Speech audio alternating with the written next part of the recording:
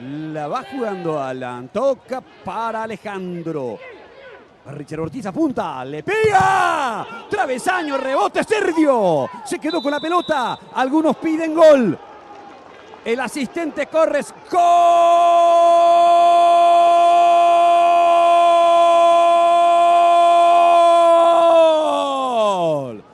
¡Gol!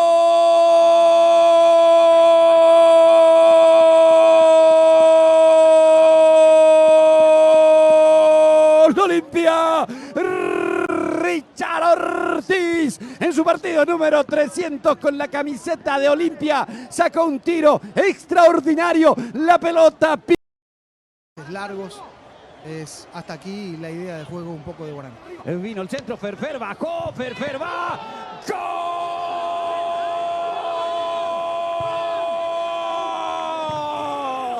¡Gol!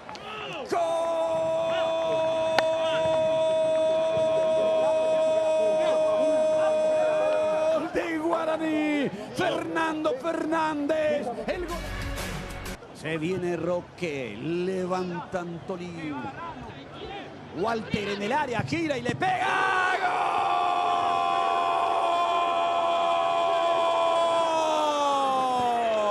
¡Gol!